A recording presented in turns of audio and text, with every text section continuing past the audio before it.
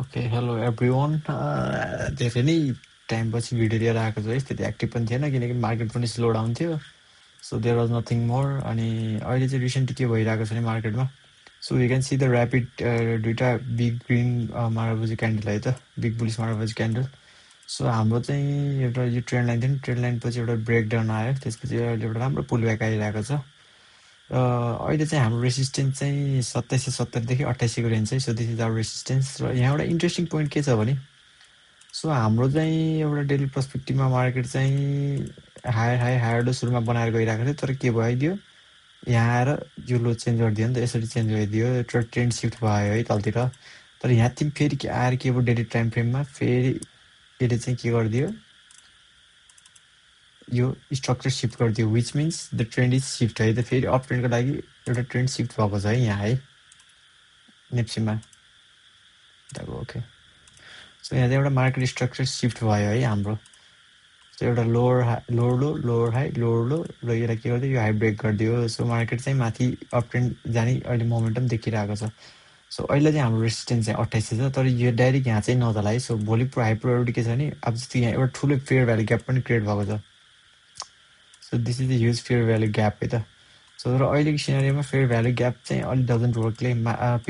पिपुलहरू सब ट्रेडरहरू smart भइसकेको छ they mostly मान्छेले वेट गर्ने एरिया भनेको दिस इज द एरिया है किनकि this was the lower low area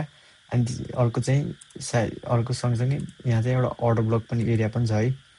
so यो एरिया चाहिँ it will be a best buying opportunity है त अब पुल ब्याक आयो भने भनेपछि अब पुल ब्याक आयो भने कति पोइन्टको आउन सक्छ नि हामीलाई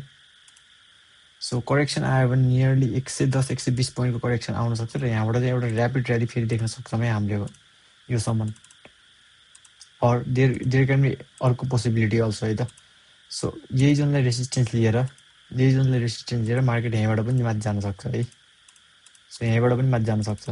सो दुईवटा पर्सपेक्टिभ कि त यहाँ आउँछ यो भनेको एउटा हाई प्रोबेबिलिटी एकदमै राम्रो सेटअप हो यहाँ ढुक्क जान्छ टाइपको र यहाँबाट चाहिँ अलि जस फेल खान पनि सक्छ यहाँ अनि यसलाई रिजेक्ट गरिदियो भने चाहिँ यहाँसम्म आएर फेरि माथि जान सक्छ सो अहिले चाहिँ 2800सम्म देखिरहेको छ टार्गेट र यो ओभरअली अब प्राइस एक्सन वाइज हेर्ने हो भने चाहिँ अथवा अब ट्रेन्ड लाइन वाइज हेर्ने हो भने अप ट्रेन्डलाई ब्रेकडाउन गरेको थियो र अहिले फेरि गएर यो एरियालाई फेरि एउटा रिटेस्ट जस्तो पनि देखिरहेको छ है सो इफ हाम्रो मार्केटले इन फ्युचर यो एरिया ब्रेक आउट गर्छ भने वी विल अभियसली हिट 3000 3200 को एरिया चाहिँ मजाले चाहिँ जाने म ढुक्क छु है त र अब यो साउन्ड सुरु भइसक्यो र अब चाहिँ बिस्तारै भइसक्छ असोज अब लो 1.5 2 मन्थ्समा त बिस्तारै बोनसहरू पनि आउन सुरु हुन्छ है